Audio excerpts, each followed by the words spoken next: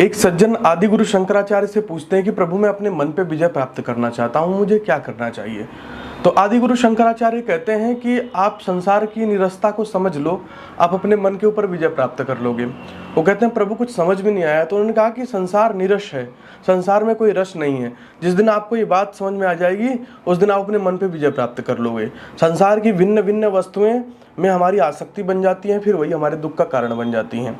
आज हम किसी फूल को देख करके जिसको खूब आकर्षित हो रहे हैं, खूब लालायित हो रहे हैं, 2 दिन बाद देखते हैं कि वो मुरझा जाता है और कुछ दिन बाद वो उसी मिट्टी में मिल जाता है, अर्थात मिट्टी से बना और मिट्टी में चला गया।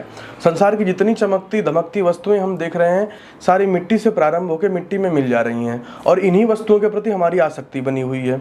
जिस दिन सही बात हमें ये समझ में आ जाएगी कि मिट्टी के प्रति आसक्ति नहीं पालनी है, क्या हम मिट्टी के प्रति आसक्ति पालते हैं? नहीं, उस दिन हम संसार के बंधनों से मुक्त हो जाएंगे। आज हम लोगों की स्थितियां ये हैं कि जैसे एक बच्चा होता है छोटा, वो खिलौनों को देख करके बहुत खुश होता है और खिलौनों की गाड़ी दे दो या खिलौने की जेसीबी दे दो तो वो बहुत खुश रहता है। उसको ही दिन भर चलाता रहेगा, उसको उठाएगा, उसको खेलेगा, कोई उससे ले ले तो रोने लग जाता है। आज वही स्थिति मनुष्य की हो गई है। आज हम लोग खिलौनों में फंसे हुए हैं और अब बच्चे को होश जब आ जाता है कि ये खिलौने हैं, इसका कोई मूल्य नहीं है, तब उनको फेंक देता है, वो एक कोने में डले रहते हैं। अभी हमें होश ही नहीं है कि जिस संसार के खिलौनों के चक्कर में हम फंसे हुए हैं वास्तव में इनका कोई मूल्य ही नहीं है। और जिस दिन ये बात समझ में आ जाएगी, जिनके समझ में आ जाती है वो सब फेंक के अलग हट जाते हैं, और जिनके समझ में नहीं आती वो मूर्ख इसी संसार में गोते खा रहे होते हैं। ऐसा नहीं कि सब कुछ त्याग करके हम घर से भाग जाएं और कहें कि अब हमें सब समझ में आ गया, सब कुछ मोह माया है, ऐसा बिल्कुल नहीं है। देखो आप अब वो जंगल भी उस तरीके के नहीं बचे जहां आप विचरण कर सको। संसार में ठीक उसी प्रकार रहना है जैसे एक मक्खी को देखा ना आपने। मक्खी जब किसी मिठाई के बर्तन में जाती है या कहूँ कि चाशनी में जाती है तो वो किनारे बैठ के आनंद लेती है।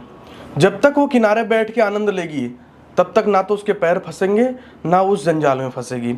जिस दिन उसका लालच लोभ प्रबल हुआ उस दिन वो मक्खी क्या करेगी कि चलते हैं बीच में डुबक्की मार के अब खाएंगे। जैसे वो बीच में जाती है उसके पैर उस चाशनी में फंस जाते हैं, फिर वो मक्खी उड़ नहीं पाती। अपने लालच के जाल में वो मक्खी खुद फंस जाती है और वो उसी जाल में फंसी रहती है और अपने जीवन का विनाश कर लेती है। आज यही सारी स्थितियां मनुष्यों की हो गई है। जिस दिन समाज की यथार्थता आपके समझ में आ जाएगी उस दिन आपके जीने का तरीका ही अलग हो जाएगा। उस दिन जिस प्रकार आपकी जिंदगी है दिखावे की, शोबाजी की, वो सब कुछ खत्म हो जाएगी, सिवाय स्व बचेगा, अपनापन बचेगा और अपनेपन में आपकी अपनी मस्ती होगी, आपका अपना वैराग्य और ईश्वर का भजन। जिस दिन संसार आपको मिट्टी दिखाई देने लगे समझ लेना कि आपके हृदय में वैराग्य उदित हो रहा है। ऐसा नहीं कि केवल हम जान लिए कि संसार मिट्टी है और अनेक प्रपंच रच रहे हैं, अनेक पाप रच रहे हैं और हम कह रहे हैं कि हमने तो सब जान लिया कि सब मिट्टी है। ये वैराग्य केवल मुख का वैराग्य है, इसे चपला वैराग्य कहते हैं जो केवल बोलने के कार्य आता है।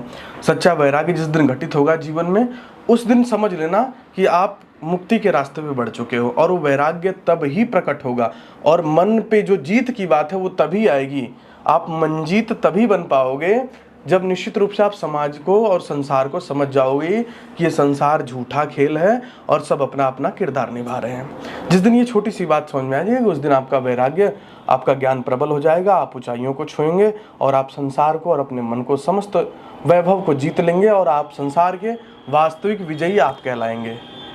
इतना ही कहकर मैं अपनी वाणी को विराम देता हूँ। जय श्री कृष्ण।